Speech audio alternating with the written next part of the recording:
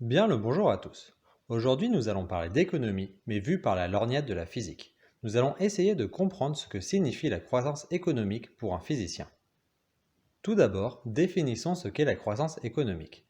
La croissance correspond à une augmentation de la production, et cette production est mesurée grâce au PIB, qui signifie le produit intérieur brut.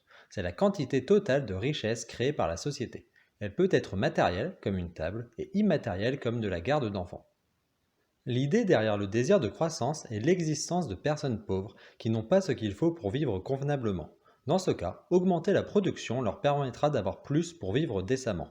Autrement dit, la croissance permet aux plus pauvres de gagner en qualité de vie sans en prendre aux plus riches, ce qui est politiquement beaucoup plus facile à faire, car si certains y perdent, alors ils pourront se battre contre, alors que la croissance se veut comme une solution sans défaut, ce qui n'est finalement pas le cas, comme nous le verrons plus tard dans la vidéo. Une première critique de la croissance économique est qu'en général elle considère qu'une richesse n'est créée que lorsqu'il y a transformation par l'humain, et donc un objet non modifié par l'humain n'a aucune valeur. Pour montrer le côté absurde de cela, prenons l'exemple d'une personne qui a une grotte naturelle pour vivre. Étant naturelle, elle n'a aucune valeur. Mais s'il choisit de la détruire pour construire une table de ping-pong, alors il aura créé de la richesse, et donc de la croissance, ce qui signifie que pour un économiste n'ayant comme boussole que la croissance, alors la situation s'est améliorée, ce qui est absurde puisque bien qu'il ait gagné une table de ping-pong, il a perdu son abri, ce qui signifie que sa qualité de vie s'est détériorée. Cet exemple montre que parfois la croissance économique peut baisser la qualité de vie et donc être néfaste. Mais cet exemple est à relativiser, car d'une part il est très particulier et il reste possible qu'en général la croissance économique augmente le bien-être, et une hypothèse de cette expérience de pensée est que la nature n'a aucune valeur. Cependant, certains économistes militent pour lui accorder une valeur, pour qu'une construction humaine réduisant la qualité de vie crée de la décroissance économique, si la construction a moins de valeur que l'objet initial. Ici, si la grotte a plus de valeur qu'une table de ping-pong, alors l'absurdité de mon exemple disparaît. Une chose extrêmement importante à comprendre avec la croissance économique est qu'elle n'est pas quelconque. On définit la croissance d'une année via le rapport de la production de cette année sur celle de l'année précédente. Par exemple, si je produis 25 euros et que l'année d'après je produis 30 euros, alors pour calculer ma croissance, je fais 30 divisé par 25, ce qui donne 1,2, j'ai une croissance de 20%. Et au contraire, si je produis 25 euros et que l'année d'après je produis 20 euros, alors pour calculer ma croissance, je fais 20 divisé par 25 égale 0,8, j'ai une décroissance de 20%. Une croissance de 0% correspond à une stagnation. Idéalement, les personnes qui souhaitent une certaine croissance veulent une croissance correspondant à une augmentation de chaque année à peu près le même taux, par exemple 5%. Ce qui signifie que si une année je produis 20 euros, alors mon objectif pour l'année d'après est de produire 20 fois 1 plus 5%, qui est égal à 20 fois 1,05, qui est égal à 21 euros. Et l'année d'après, je veux multiplier 1,05 plus par 20 mais par 21 euros. Or, 21 est 20 fois 1,05, ce qui signifie que multiplier 21 par 1,05 est équivalent à multiplier 20 par 1,05 au carré. En le faisant de la sorte, chaque année mon objectif est que ma production soit de l'ordre de 20 fois une puissance toujours plus grande de 1,05. Donc si je commence à 20 euros avec une croissance de 5%, ce qui ne me semble pas si élevé, au bout de 10 ans, j'aurai une production de 32,5 euros, soit une multiplication par 1,6, au bout de 20 ans de 53 euros, soit une multiplication par 2,7, et au bout de 100 ans, j'aurai une production de plus de 2500 euros, soit une multiplication faramineuse par 131. Cette croissance est mathématiquement appelée une croissance exponentielle, et c'est cela qui la rend problématique. Mais avant de voir pourquoi une croissance exponentielle est problématique, regardons pourquoi il faut une croissance exponentielle et non pas linéaire. C'est-à-dire qu'au lieu de multiplier la production par un nombre à peu près constant, on ajouterait une somme à peu près constante. Le problème avec cela est que les variations se mesurent de manière plus intuitive par un rapport, c'est-à-dire une division.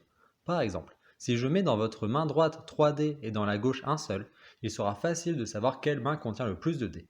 Mais si je vous mets dans la main droite un sac avec 503 dés et dans la gauche un sac avec 501 dés, il vous sera impossible de les distinguer, alors qu'additivement les deux situations sont les mêmes. Cependant, multiplicativement, ce n'est pas du tout le cas.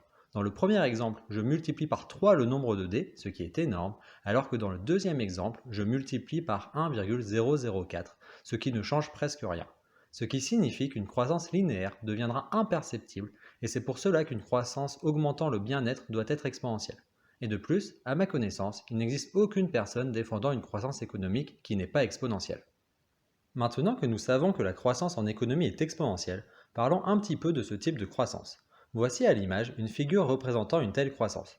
Je ne vous ai pas mis les axes car les axes dépendent du paramètre de la croissance exponentielle, mais pas la forme.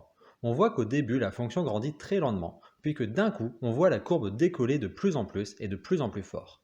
Mathématiquement, cela est dû au fait qu'une fonction exponentielle est à une constante près sa propre dérivée, ce qui signifie que plus la fonction est grande, plus elle grandit vite, ce qui la rend explosive. Pour vous faire comprendre la puissance d'une croissance exponentielle, je vais vous donner quelques exemples. Le premier correspond à une énigme. Supposons que j'ai 1 € dans un coffre, mais que chaque jour la somme dans le coffre double. Au bout d'un mois, c'est-à-dire 30 jours, quelle sera la somme dans le coffre? Je vous laisse mettre pause et réfléchir à une somme pour voir à quel point vous arrivez à avoir une bonne intuition. Et la réponse est de l'ordre de 1 milliard d'euros, ce qui me semble totalement contre-intuitif, car nous avons l'habitude des croissances linéaires, mais pas des croissances exponentielles. Le deuxième exemple est me semble-t-il l'exemple le plus fou que l'on peut donner. Supposons que j'ai une feuille de papier d'épaisseur classique et que je la plie en deux plusieurs fois d'affilée. La question est au bout de combien de pliages on pourra atteindre la Lune depuis la Terre, en supposant que ce soit possible de la plier sans fin. Je vous laisse encore une fois du temps pour mettre pause et y réfléchir. La réponse est 42. Il suffit de plier en deux 42 fois une feuille de papier pour atteindre la Lune depuis la Terre. Ceci est une conséquence des croissances ahurissantes des fonctions exponentielles. Et pour atteindre le Soleil, qui est près de 400 fois plus loin, il suffit de plier 50 fois, donc seulement 8 fois de plus. Je pense que vous commencez à comprendre la puissance de la croissance exponentielle. Le dernier exemple que je vais vous donner est beaucoup moins théorique mais pratique. Il touche à la crise sanitaire du coronavirus. Je ne sais pas si vous vous en souvenez, mais pendant longtemps sur les chaînes d'information, on nous donnait un certain nombre de paramètres pour décrire l'avancée de l'épidémie en France. Parmi ceux-là, il y avait bien évidemment le nombre de personnes en réanimation, car c'était le paramètre crucial pour savoir si les hôpitaux étaient surchargés, mais un autre paramètre était donné, c'était le R0. Sa définition est le nombre moyen qu'une personne contaminée contamine. Supposons qu'il y a un certain nombre de malades N. Alors, à l'étape d'après, le nombre de nouveaux malades est le nombre de malades fois le nombre moyen de personnes contaminées, soit N fois R0. Et à l'étape d'après, tous ces nouveaux malades vont contaminer en moyenne R0 personnes, ce qui signifie que le nombre de nouveaux malades deviendra n fois R0 fois R0, qui est égal à n fois R0 au carré.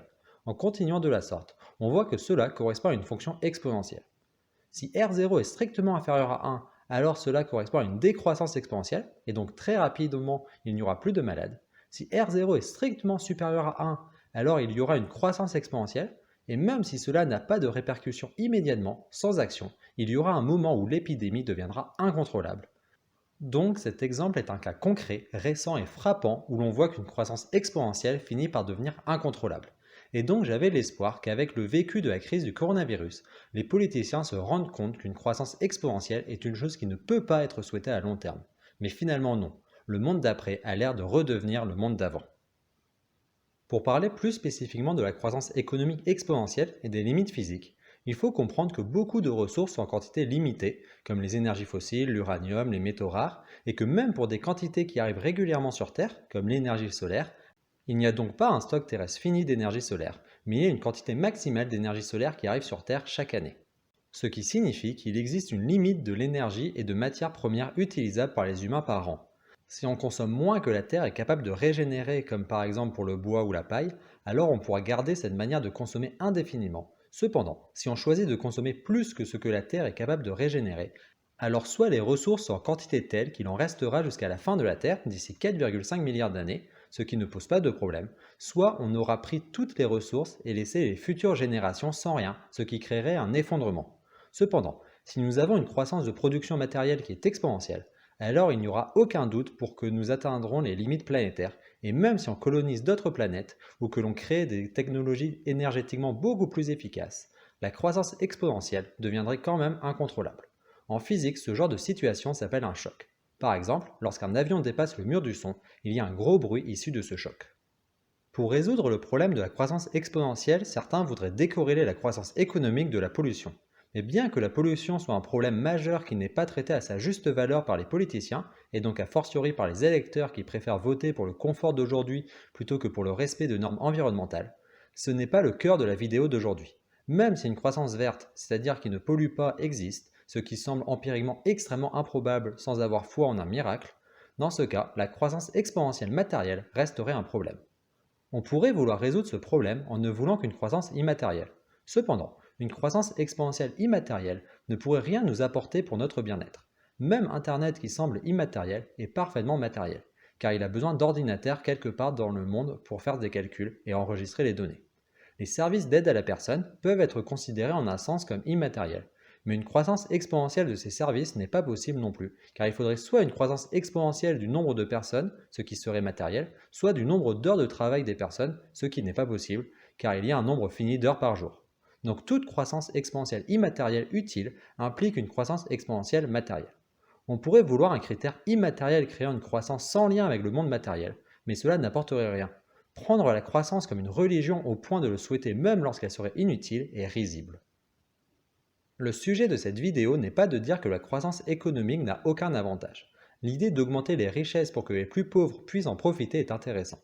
Cependant, défendre la croissance sur ses aspects économiquement positifs et la critiquer sur ses aspects physiquement néfastes n'est pas du même ordre. La science économique est une science sociale résultant de règles de société que l'on se fixe. Elles ne sont pas immuables, alors que les règles physiques sont immuables et ne sont pas une construction sociale. Donc, l'affirmation disant que la croissance économique amènera un choc majeur n'est pas juste une opinion, mais un fait scientifique. Penser que le génie humain pourra nous sortir de cette situation tout en gardant une croissance exponentielle est du même acabit que de dire que le génie humain pourra rendre faux le théorème de Pythagore dans le plan. C'est une foi en l'humanité qui est démontrée comme fausse. Croire que le génie humain pourra nous faire avoir une bonne qualité de vie sans croissance peut être une opinion qui se défend, mais croire que ça peut être le cas avec une croissance exponentielle sans fin n'est physiquement et mathématiquement pas défendable. Ça ne fait peut-être pas plaisir à entendre, mais c'est vrai. En science, on ne croit pas quelque chose parce que ça nous fait plaisir, et donc même si vous auriez aimé que la croissance économique exponentielle infinie soit possible, eh ben ce n'est pas le cas. Ceci dit, cela ne signifie pas qu'il ne faut absolument pas avoir une croissance économique exponentielle de manière transitoire. Cependant, il est crucial de pouvoir y mettre un terme par nous-mêmes sans devoir la subir si on veut éviter un effondrement. Dans le monde, il existe des pays développés et des pays en voie de développement. Il est physiquement parfaitement possible de souhaiter de la croissance dans les pays en voie de développement jusqu'à devenir développés. Il est impossible de respecter les limites planétaires avec croissance sans fin, mais il n'a jamais existé de situation où des populations sortent de la misère sans croissance. Ce qui signifie qu'il est indéniable que les pays riches doivent trouver un moyen de garder une bonne qualité de vie pour tous sans croissance. Et il me semble souhaitable de permettre une croissance économique aux pays pauvres pour atteindre une qualité de vie décente, et cette croissance doit se faire en minimisant les externalités négatives en matière de pollution par exemple. Ma définition de la politique est le fait de choisir parmi ce qui est possible. Or, la croissance économique exponentielle sans fin n'est pas possible, donc ça ne peut pas être un choix politique. Par contre, il est tout à fait possible de choisir d'avoir une croissance économique exponentielle tant que c'est possible. Mais en le choisissant, on aboutira à un effondrement de notre société et à des millions voire des milliards de morts dans la souffrance. Donc, je pense qu'il est crucial de savoir si pour avoir la possibilité de voyager ou changer de vêtements neufs ou d'appareils électroniques dès qu'on le souhaite, on est prêt à contribuer à la mort et à la souffrance de millions de personnes. Ce choix est physiquement possible, mais politiquement, je suis totalement contre. Être égoïste à ce point me semble abject. Pour conclure, je ne suis pas en train de dire que je suis idéologiquement contre la croissance en tant que personne politisée, mais je suis en train de dire que la croissance n'est physiquement pas tenable en tant que physicien, puisque je fais un effort pour distinguer ce qui résulte de mes idéologies par rapport à ce qui résulte de ma compréhension du monde. Une personne défendant une croissance économique sans fin parce que c'est utile fait quelque chose de comparable à une personne défendant l'idée que l'on crée de la nourriture rien qu'en claquant des doigts, car ce serait utile contre la famine. Les deux défendent quelque chose d'impossible, mais en le défendant car si c'était possible, alors ce serait souhaitable. La question n'est pas est-ce que dans un monde alternatif avec d'autres lois de la physique, la croissance économique sans fin est souhaitable, puisque nous sommes dans un monde où la croissance économique sans fin n'est pas possible. Sur ce, je vous laisse réfléchir grâce aux pistes de réflexion que je vous ai apportées sur la croissance économique vue par la physique.